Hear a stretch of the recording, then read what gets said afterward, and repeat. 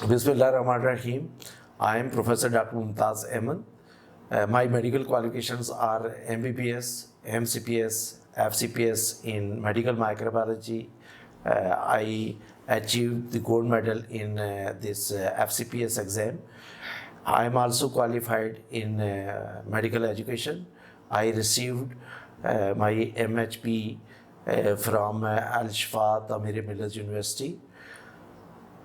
Presently, I am working as a professor and head of department of pathology in AJK Medical College and Abbas Chuda Medical College, Muzaffarabad. I am also working as a focal person for the public health labs and the AMR. I am also a member of a number of national committees like National Battery Working Group and National Infection Prevention Control Committee. I also worked in this COVID and I achieved and I was awarded a Tamgai Imtiaz, a presidential award during this work. As far as the infection control, my experience is concerned, I have worked in one of a secondary care hospital in Saudi Arabia for the period of 2 years as a chief of infection control. We have made the infection prevention control policies, and also we have worked for the CBI and the JCI as well. My topics includes the topics related to occupational health. This is very much important area, and I think this is a very relevant area, and it is particularly in Pakistan, in our hospital, it is not very much addressed. And although the importance of this area is a very key role regarding the main purpose of this is the look after the employees who are working in hospitals, including doctors, staff nurses, paramedical staffs, and other supporting staff. So collectively, this is called as a occupational health. Today I will cover the following main topics of this area, that the introduction of occupational health, immunization program of healthcare workers, and the restriction of healthcare workers during the work. Healthcare workers, by definition, include all physicians, nurses, other medical personnels, and even supporting staff who are working for the care of the patients. These healthcare workers are always on the risk of exposure to the serious and sometimes the deadly diseases. Healthcare providers directly work with patients and handle materials that could spread infection. They should get an appropriate vaccine to reduce the spread of vaccine preventable diseases. This program is essential and cornerstone element in the efforts to provide a safe environment for the patients, for staff and the visitors, and as well as indirectly the community of that area. The key elements of the occupational health program include the surveillance, education, immunization, and injury prevention, and the incidents reporting of such events. The occupational health program and infection prevention work together to implement pre-exposure vaccination programs, post-exposure intervention responses, and other program activities to prevent exposures to the infection disease. In good practices, hospitals, there are separate employee health clinics that all the time work for these healthcare providers. An occupational health program must be structured so the patient and healthcare personnel are actively protected from these exposures. Healthcare organizations need to provide a safe environment for both patients and healthcare personnel.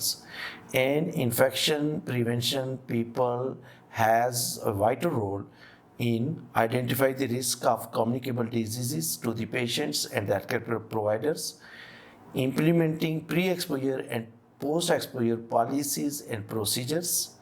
And to carry out this function effectively, the IP needs an occupational health policy that is based on valid evidence-based strategies. The key elements of occupational health services for healthcare providers include pre-exposure vaccinations, medical health screening, and post-exposure treatment,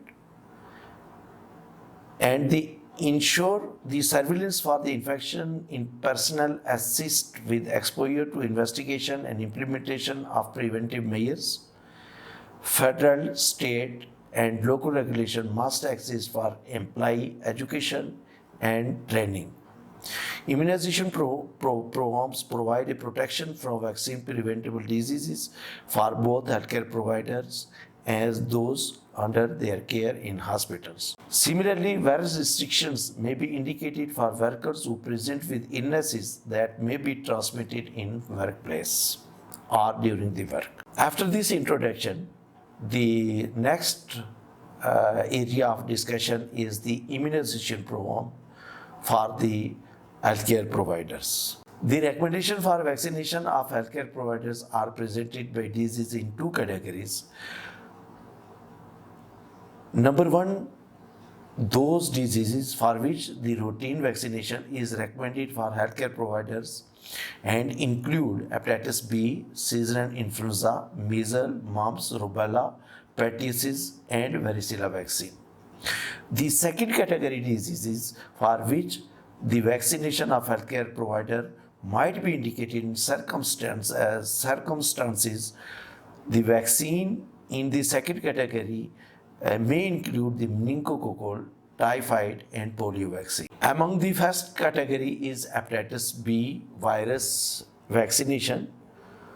As you can see on this table, that the indication, schedule, vaccine effectiveness, duration of immunity, and vaccine safety are given here in detail. Indication for hepatitis B vaccine: almost all healthcare providers who are there for the care of the patient, they need the vaccination of hepatitis B virus.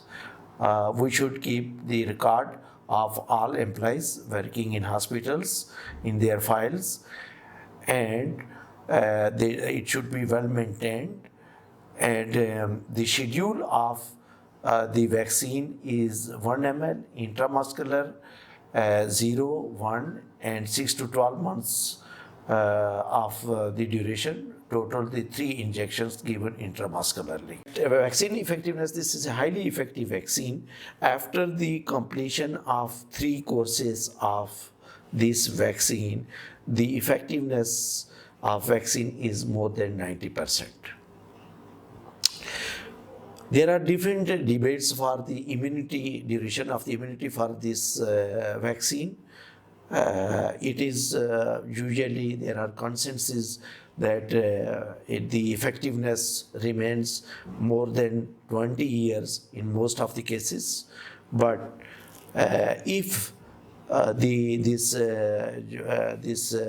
effectiveness decreases with the time, but the effectiveness is good, there is no need of any booster in the remaining years.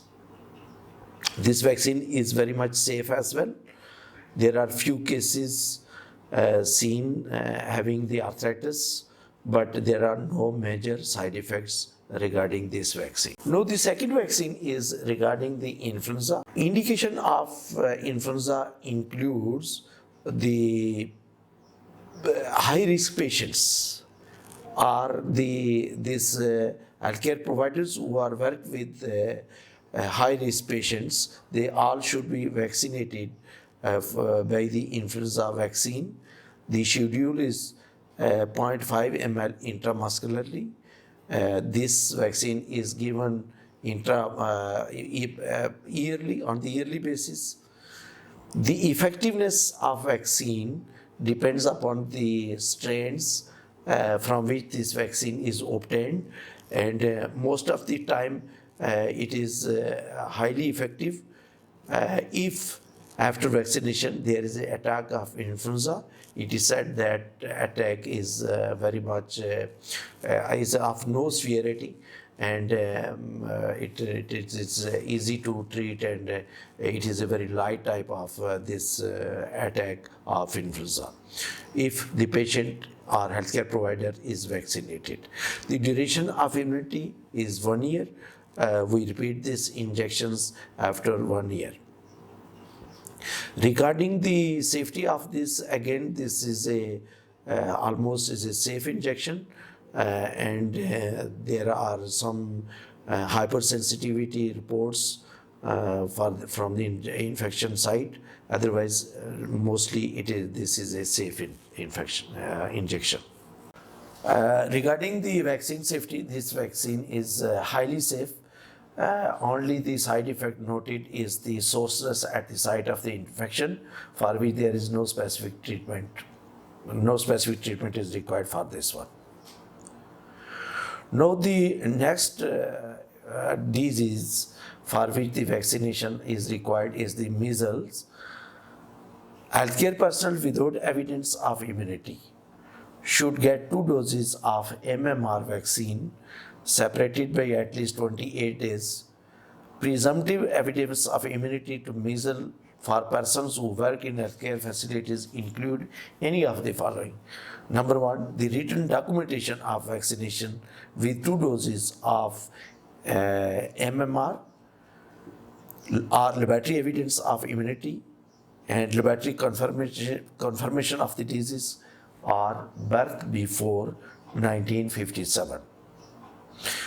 The schedule for this vaccine is 0.5 ml subcutaneously at 0 and then at least 1 month later. Again, this vaccine is highly effective. Usually it is said that measles vaccine cover is more than 80%. But if somebody has the measles infection after vaccination, again that disease will be mild. There will be no severity in the disease if the person is vaccinated. Duration of the immunity, the 2 doses of the measles vaccine provide a long-lasting immunity, although antibody levels decline following vaccination. Studies have shown protective antibody level to 10 years following the second dose of MMR vaccine. Now the vaccine safety. The MMR vaccine has an excellent safety profile. There is a few cases of anaphylaxis has been reported, some cases of thrombocytopenia, and a few cases of acute arthritis after measles vaccine also reported. Now the imparted viral disease is mumps, the vaccination schedule of the mumps. All persons who work in healthcare facilities should have presumptive evidence of immunity to the mumps. This is mandatory. The presumptive evidence of immunity to mumps for persons who work in healthcare facilities include any of the following. Number one, the written documentation from the patient record or from the employee's record. Number two, the laboratory evidence of the immunity and laboratory confirmation of the disease in the past or the birth before 1957. The schedule of this vaccination is 0.5 ml subcutaneously at 0 and at least 1 month later. This vaccine is highly effective. Generally, its effectiveness is more than 80%. Duration of the immunity, the 2 doses of mumps vaccine provide a long-lasting immunity up to 10 years following the second dose of MMR vaccine. Again, generally it's a safe vaccine, and most common side effects are the prostatitis, 10 to 14 days after vaccination, and low-grade fever. Other side effects may be the anaphylaxis. Next is the vaccination of the rubella. Like measles and rubella, all persons who work in healthcare facilities should have presumptive evidence of immunity to the vaccine, either through written documents or laboratory evidence of the immunity or laboratory confirmation of the disease and the birth before 1957. The schedule of this rubella vaccine for healthcare provider consists of one dose, 0.5 ml subcutaneously of MMR vaccine. This vaccine is highly effective. The vaccine effectiveness of rubella vaccine, again, clinical rubella is more than 95%. Duration of immunity is 12 to 15 years. And the measles and the mumps, it is relatively a safe vaccine.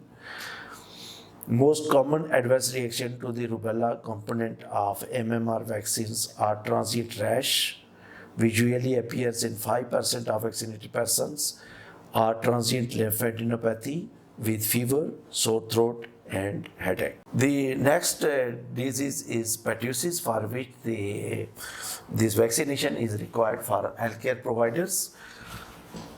The healthcare providers, regardless of age, should receive a single dose of TDAP as soon as feasible if they have not previously received TDAP, this yani vaccine. For unimmunized healthcare providers, we have to give 3 doses of 0.5 ml intramuscularly at 0, 1 to 2 and after 6 months. The vaccine effectiveness, this vaccine is highly effective, and it is calculated that efficacy of this is more than 90%. As concerned the duration of the immunity, it is said that its immunity wanes 5 to 10 years after the most recent dose of the vaccine. Means it remains more than 10 years after a successful course of vaccination.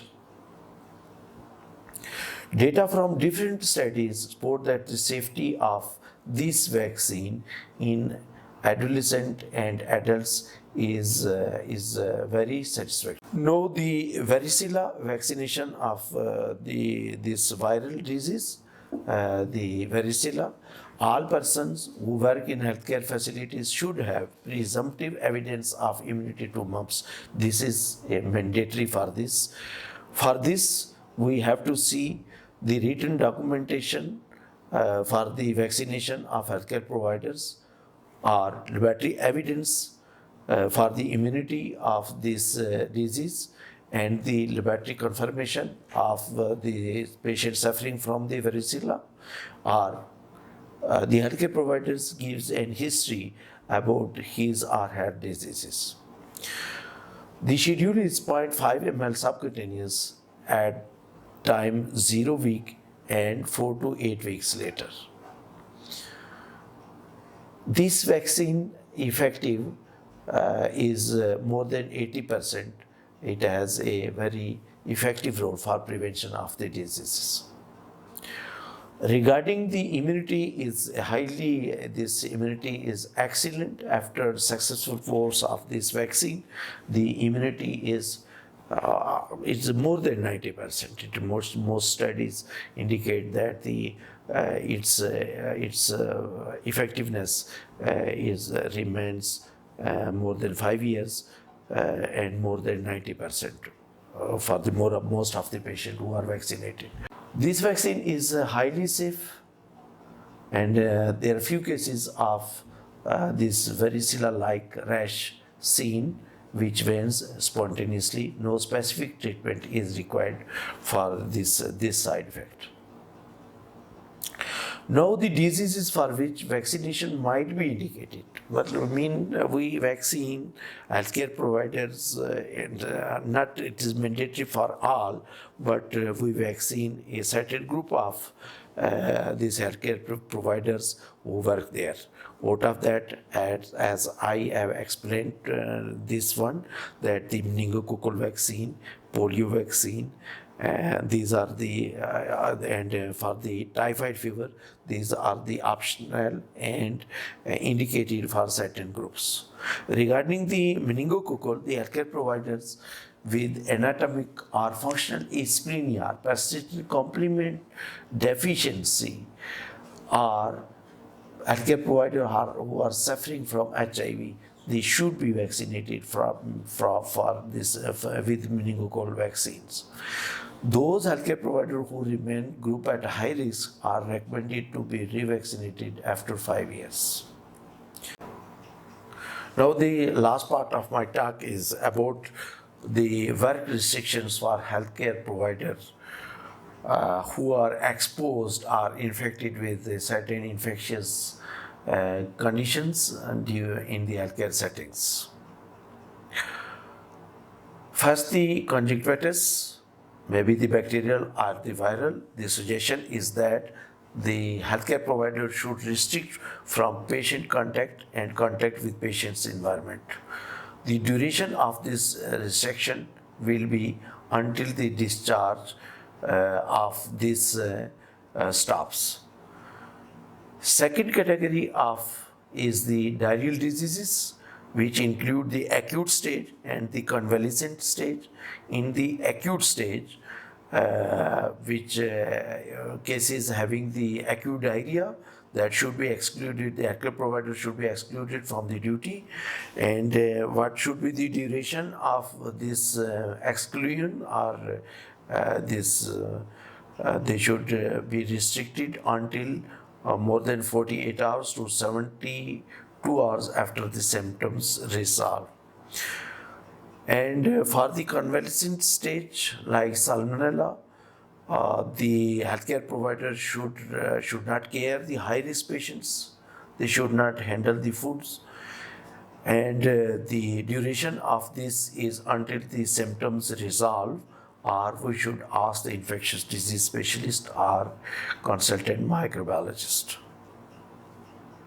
Now, the diphtheria, it is recommended that the healthcare providers should be excluded from the duty until the antimicrobial therapy completed and two cultures obtained 24 hours apart are negative for that culture. And the enteroviral infections, again, restrict from the care of infants, neonates, and immunocompromised patients and their environments. The duration is until the symptoms resolve. Regarding hepatitis A virus infection, it is suggested to restrict the healthcare provider from patient contact with patient environment, and the food handling. The period is 7 days. Regarding hepatitis B, there are no work restriction. We should observe the standard precautions, and we should obey the provincial or state regulation regarding this disease. And the duration of all this is until the hepatitis E antigen is negative. Hepatitis C restriction based on review of only healthcare providers who perform exposure-prone procedures by the expert panel.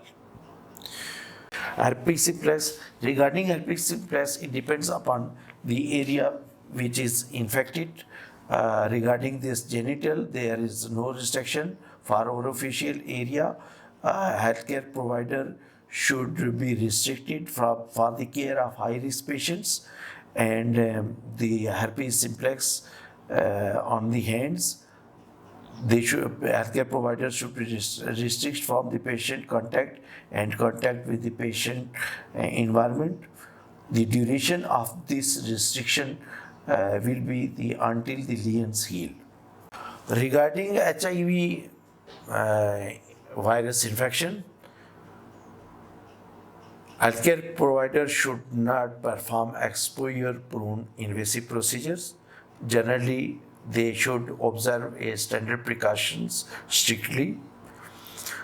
Regarding this measles virus infection, in the active stage, the healthcare provider should exclude from the duty, and duration is until 7 days after the rash appears. And post exposure, the healthcare provider who is susceptible then it is recommended to exclude him or her from the duty, and the duration is from 5th day after first exposure through 21st day after last exposure, and or 4 days after rash appears. Meningococcal infection exclude from the duty until 24 hours after the start of effective therapy. Mumps, again, we divide in 2 stages, active and the post-exposure. Inactive stage of mumps, healthcare provider should be excluded from the duty until 9 days after onset of parotitis, and for the post-exposure, healthcare provider should be excluded from the duty from 12th day after first post-exposure through 26th day after last exposure, or until 9 days after onset of parotitis. Regarding pertussis, exclude from the duty. The duration is from the beginning of catarrhal stage through 3rd week after onset of paroxysms, or until 5 days after start of effective antimicrobial therapy. Post-exposure pertussis exclude from the duty. What is the duration? Until 5 days after the start of effective antimicrobial therapy. Regarding rubella, healthcare provider should exclude from the duty until 5 days after rash appears. And for the post-exposure of rubella infection, the healthcare provider should exclude from the duty from 7th day after first exposure through 21st day after last exposure. Regarding scabies, it is a parasitic infestation. The healthcare provider should restrict from the patient contact until cleared by medical evaluation. Staphylococcus infection, a bacterial infection, they restrict the healthcare provider from patient contact or patient environment and for the food handling until lesions have resolved. Similarly, streptococcal infection, group A infection, restrict the patient care, contact with patient environment and food handling. And what is the duration? Until 24 hours after adequate treatment started. Active tuberculosis, exclude the healthcare provider from the duty until proved uninfectious. Regarding this varicella, exclude the healthcare provider from the duty until all lesions dry and crust. And regarding the post-exposure of varicella, the care provider should exclude from the duty from 10th day after first exposure through 21st day after last exposure. Similarly, for the zoster, it is recommended that the zoster lesions should be covered and restrict the healthcare provider for the care of high-risk patients until all lesions dry and crust.